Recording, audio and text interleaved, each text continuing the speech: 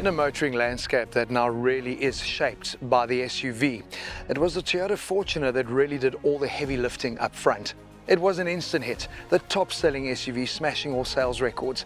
But here we are, nearly 20 years down the line, and it's still South Africa's favorite SUV to buy, with a 48% market share. But for the very first time, it's getting the GR Sport treatment. And what better way for us to get acquainted with the new offering than to do something else that South Africans love, the great South African road trip. It's going to be awesome.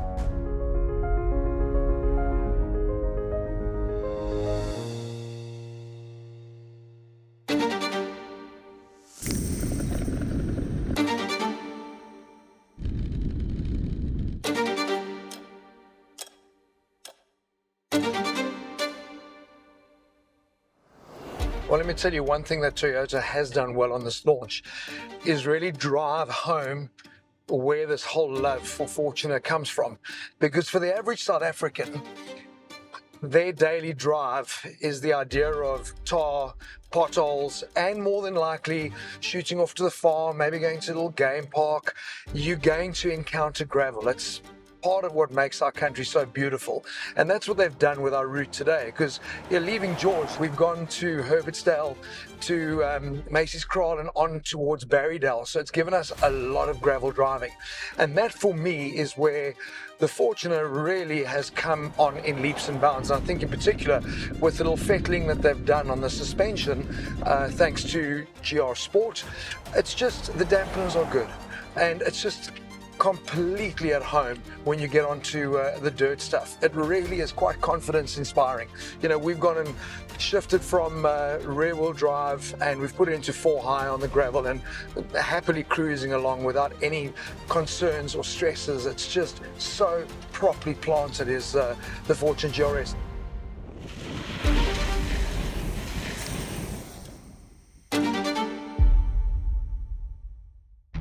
I think if you think back to 2006, when you were running in the Fortuner back then, body on frame, and obviously not sitting with a coil suspension but with leaf springs, it would have been a pretty challenging drive on the gravel. So yeah, the vehicle has honestly come on such a long way. And I think getting to go on a launch like this and putting in some serious kilometers of beautiful scenery and obviously some incredible gravel roads has been a real treat. The tyre choice that they've gone with as well. Yeah, it's an all-terrain tyre, but it's way more highway biased than the more aggressive 4x4 type tyre that you find on the Hilux version of the GRS. I've been enjoying this. I'll have more gravel, please.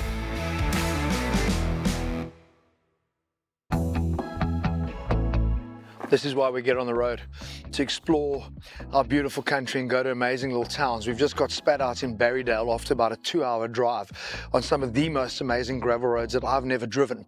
But the real story here is, yeah, I need my little caffeine pick-me-up, but what a comfortable ride.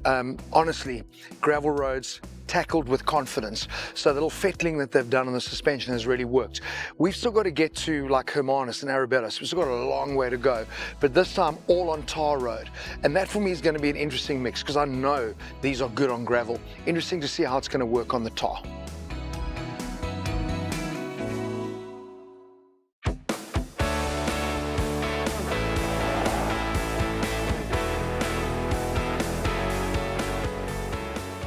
Threading your way through the spectacular Trudeau Pass seems about the right time to start speaking about the sportier personality of the Fortuner GRS. I mean, that at the end of the day is what Gazoo Racing brings to all of the derivatives that are running with that badge. And I suppose the big talking point is, if you look at a standard Fortuner 2.8 turbo diesel, that hasn't changed, but you're looking at 150 kilowatts and 500 Newton meters. In the GRS version, they've bumped that up to 165 kilowatts and 550 Newton meters. From a performance perspective, you've obviously still, as always, got your 3 driver modes. You've got eco, you've got normal, and you've got sport. So yeah, it is going to be a lot more punchier.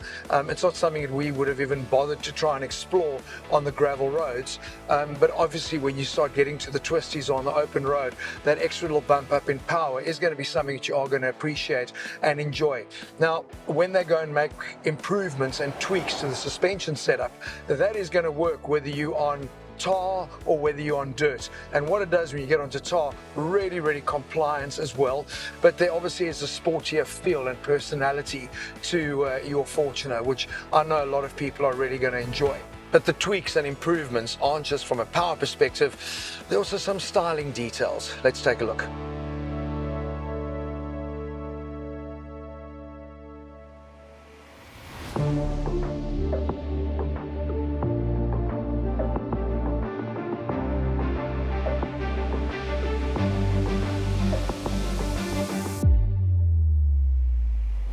Yeah, not a bad view at all. I've always really enjoyed the styling of the second generation Fortuner, and it's got a really purposeful, powerful stance. And the bit I like the most is the way they've treated the glass house, especially around the C-pillar at the rear. And now you've got that chrome detailing that pulls it through. It actually gives it a very sleek and aerodynamic look. What you will notice that is very different, obviously, with the GR Sport model, is they've now gone with the GR, the all black 18-inch alloys. From the front end, ever so slightly revised front bumper. They've worked some magic in terms of, they like to call it that, on the redesign of the bottom grille. The biggest difference in is how they've treated the housing for the fog lamps. When you walk around to the back of the car, they're going to tell you they've added a really nice sporty black diffuser which helps with aerodynamics. But let's be honest, you've got your spare wheel sitting at the back full size. There ain't any aerodynamic diffuser benefits there. It purely is cosmetic. But the rear end, what I like is how the spoiler is actually well integrated, and that's part of the styling that I've always enjoyed. It's been around for a long time, but it still looks good.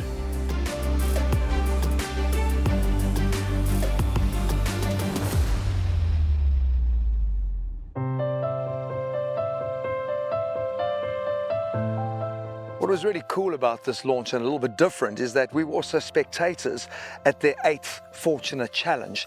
And what the teams had to overcome to rise up at the top was to be the overall package. You needed mental fortitude, you needed agility, you needed performance, you needed to remain calm under pressure. The perfect package, the great all-rounder. And is that not what the Fortuner has been for so many years, for so many people? It's easy to see why it just immediately clicked with our South African buying market. And I suppose the fact that when it came out, it never really cost a Fortuner. It was actually quite affordable when you think about the package and what you got. Talking about price, the GR Sport now adds 50,000 Rand onto what was the top version in the Fortuner lineup, the VX. So this now becomes the Halo model at just on R1 million. The GR Sport badge has been offered in the Fortuner model lineup in other markets for a very long time. So all it really is doing, if we are honest, is breathing a bit of life and excitement into this model that has been around for a long time. Are we excited about there being a new Fortuner? Damn right, and I'd love to know when that's going to happen. But if you are looking at R1 million and what you're going to get, it still gives you plenty of opportunities to get out there, enjoy the lifestyle. It remains the complete package.